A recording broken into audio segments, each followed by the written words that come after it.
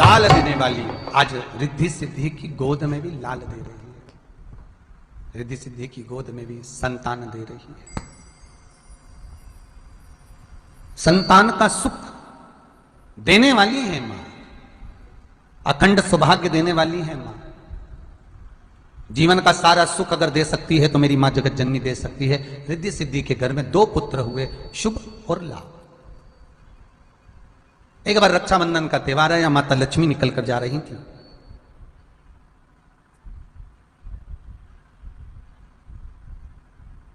श्री गणेश जी महाराज ने माता लक्ष्मी को रोक लिया। रुको जरा महारानी जी, रुकिए, माता जी जरा रुकिए। लक्ष्मी जी रुकी और गणेश जी को देखा, और गणेश जी को देखकर लक्ष्मी जी ने पूछ लिया, क्या बात है गणेश, क्या हुआ? हुआ क्या? गणेश जी बोले, माता मुझे आपसे कुछ पूछना है। हाँ बोलो, क्या पूछना है? माता आप कहां जा रही हो? माता लक्ष्मी जी बोली, मैं अपने माता के घर जा रही हूं। क्यों? मैं अपनी माता ख्याति देवी के घर जा रही हूं। क्यों? क्योंकि रक्षाबंधन का त्योहार है। ओह, ये त्योहार क्यों होता है? लक्ष्मी जी ने सारा प्रसंग सुनाया। इसी त्योहार के बल पर मैं अपने पति को वामन अवतार में जब भगवान ने राजा बलि को वर दिया था कि मांग तुझे क्या चाहिए, राजा बलि ने भगवान को द्वारपाल बना दिया था। तब मैंने राजा बलि के हाथ में रक्षा का सूत्र बांधकर अपने पति को काल से छुड़ाकर लेकर आई थी, और राजा बलि के दरवाजे से द्वारपाली से छुड़ाकर मैं अपने पति को लेकर आ गई थी। गणेश जी महाराज पूछ रहे हैं, आप कहां जा रही हो? तो मैं रक्षाबंधन का त्योहार है इसलिए जा रही हूं। कहां जा रही हो? मायके। वहां क्यों जा रही हो? मेरे भाई को राखी बांधना है। मेरा भाई है दाता और विधाता। लक्ष्मी जी के भाई का नाम दाता और विधाता, उनको राखी बांधना। मां, गणेश जी बोले, दाता और विधाता से राखी बंधवाना है, राखी बांधना है? हाँ। गणेश जी तुरंत माता पार्वती के पास गए। मां, मां, मां बोली, हाँ क्या बात है? मां, हमारे हस्त कमल पर भी कोई राखी बांधे, ऐसी हमारी बहन प्रकट हो, ऐसी हमारी बहन प्रकट हो। माता पार्वती ने कहा ठीक है, और माता पार्वती उसी समय पर भगवान शिव को लेकर नंदनवन के लिए चली। और नंदनवन में माता पार्वती जब भगवान शंकर के साथ में काशी में पहुंची हैं, नंदनवन में पहुंची हैं, मां बैठी हैं, भगवान शंकर को जाना पड़ा है। माता पार्वती ने एक वृक्ष सामने देखा, अशोक का, और माता पार्वती ने भगवान शिव से पूछा, भोलेनाथ आप हमें छोड़कर कहां जा रहे हो? शंकर भगवान बोले, तुम यहां रुको। पार्वती अगर तुम्हें कुछ चाहिए तो इस वृक्ष से मांग लेना, ये आपको प्रदान कर दे। माता पार्वती बैठी एकांत में। एकांत को समाप्त करने के लिए माता पार्वती ने सामने जो वृक्ष था अशोक का, उससे हाथ जोड़कर निवेदन करा, हे अशोक के वृक्ष, हे अशोक के वृक्ष, आप हमारे एकांत को मिटाने के लिए इस वृक्ष से कन्या को प्रकट करिए।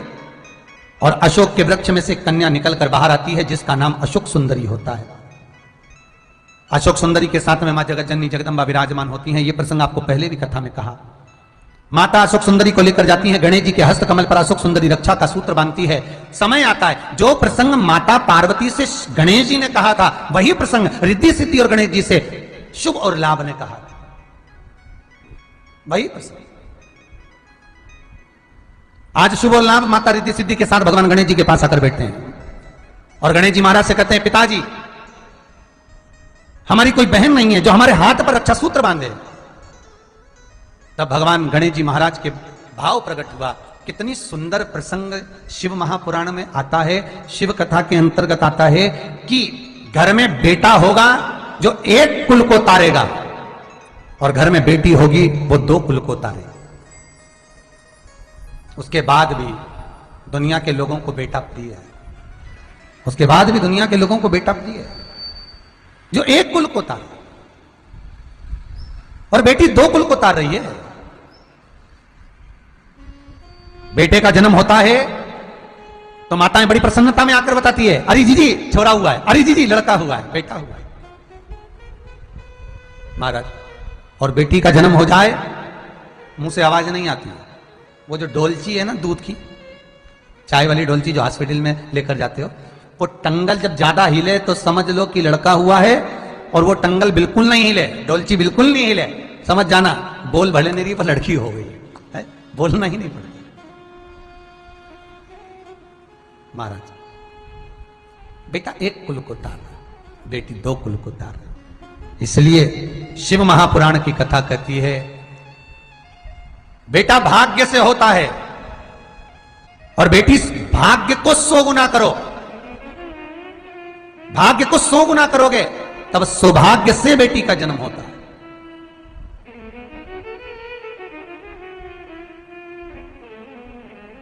और बहुत ध्यान देना महाराज, फिर निवेदन करूंगा, जो पहले कहा आज फिर कह रहा हूं, जो पहले कहा है वो आज फिर कह रहा हूं। जन्म, मरण और परण, 3। जन्म, मरण और परण, ये 3 मेरे शंकर के हाथ में है। जन्म कहां होगा, किस घर में होगा, किस जगह पर होगा, कौन से नगर में, कौन से गांव में, कौन बस्ती में, किस जगह पर पैदा होगे, जन्म होगा, ये वो निश्चित करेगा।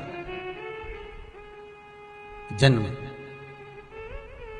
मरण, कहां पर मृत्यु लिखी गई है, कहां मौत होगी, कहां प्राण जाएंगे, ये भी उसने निश्चित करा।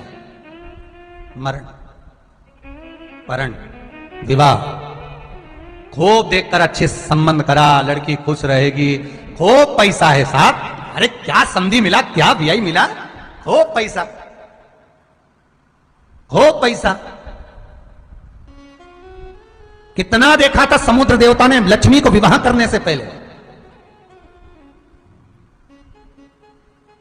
कितना देखा था। नारायण के पास में कितना है, भगवान विष्णु के पास में बैकुंठ, सोने की अंबारियां, सोने के कलश, सोने का मंडप, सोने का तोरण, सोने के कलसा, कितना देखा था। पर समुद्र देवता को यह मालूम था कि लक्ष्मी जी चरणों में बैठी मिलेगी। धन बहुत है, पर माता नारायण के चरणों में बैठी है, माता नारायण के चरणों में विराजमान है। और सबने मना करा था, पार्वती विवाह मत कर, पार्वती, शंकर भस्मी रमाते हैं, जटा जूट बांधते हैं, मृग छाला पहनते हैं, गले में सर्पों की माला पहनते हैं, मुंड माला धारण करते हैं, अरे पार्वती मत ब्याह कर। हिमालय राज कहते हैं मैं बेटी नहीं ब्याहूंगा ऐसे घर में, मेरी बेटी को तो मैं अच्छे घर में दूंगा। पर किस्मत देखो, जहां राजसी ठाट देखकर समुद्र देवता ने लक्ष्मी को ब्याया था, माता लक्ष्मी भगवान विष्णु के चरण के पास में मिलती हैं। और जहां कुछ भी नहीं था, कोई धन नहीं, कोई वैभव नहीं, कोई सत्ता नहीं, कोई राजसी ठाट नहीं, वहां हिमालय राज ने अपने इतने राजसी ठाट में से बेटी को ब्याया था। वहां जाकर देखते हैं तो कम से कम प्रसन्नता तो होती है कि पार्वती शिव के नजदीक वाम अंग पर विराजमान है, पास में बैठी। ब्रह्मा जी और ब्रह्माणी को देखना, कभी पास में बैठे नहीं मिलेंगे। ब्रह्मा उधर तो ब्रह्माणी उधर।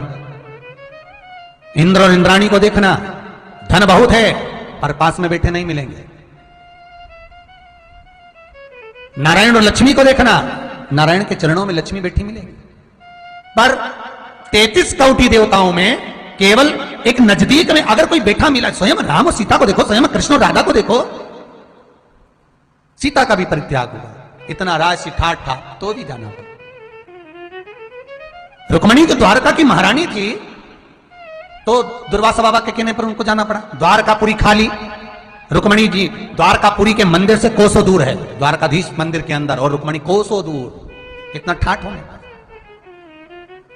पर केवल एक महारानी माता पार्वती, जगदम्बा, जगतधात्री, मां दुर्गा, भवानी मां, भले महल नहीं, भले अटारी नहीं, भले सुख नहीं, भले संपदा नहीं, पर माता पार्वती का अखंड सौभाग्य, जगत जननी दुर्गा भवानी का जो आनंद है, शिव के नजदीक वाम अंग विराज रहे हैं, शिव के नजदीक।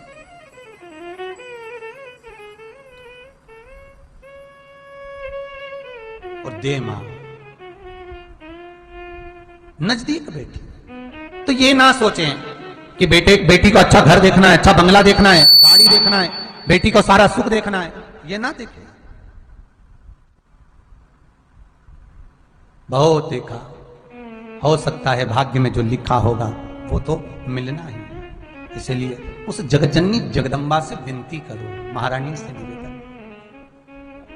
गणेश जी महाराज के सम्मुख आनंद पाए, रिद्धि सिद्धि ने साधना करी, तप करा, और तब साधना कर कर आज शुभ और लाभ जब निवेदन करे हैं श्री गणेश जी महाराज से विनय करें, तब गणेश जी महाराज रिद्धि सिद्धि को पास में बिठाकर हस्त कमल रखकर और भगवान गणेश जी और रिद्धि सिद्धि की साक्षी में शुभ और लाभ के हस्त कमल पर रक्षा सूत्र बांधने के लिए भगवान गणेश जी महाराज ने अपने शरीर से, अपने हृदय चित्त से एक कन्या को प्रकट करा, जिसका नाम संतोषी हुआ।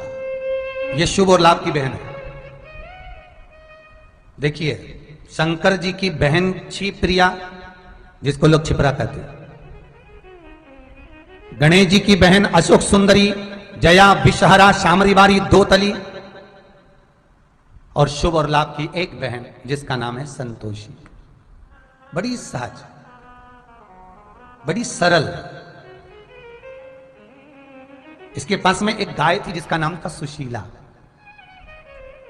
जो समुद्र मंथन में 5 गाय निकली थी, समुद्र मंथन में जो 5 गाय निकली थी, नंदा, सुभद्रा, सुशीला, बहुला, सुरभि, ये जो 5 गौएं जो प्रकट हुई थी, उसमें से सुशीला संतोषी के पास थी। संतोषी ने गणेश जी के पुत्र शुभ और लाभ के हस्त कमल में रक्षा सूत्र बांधा।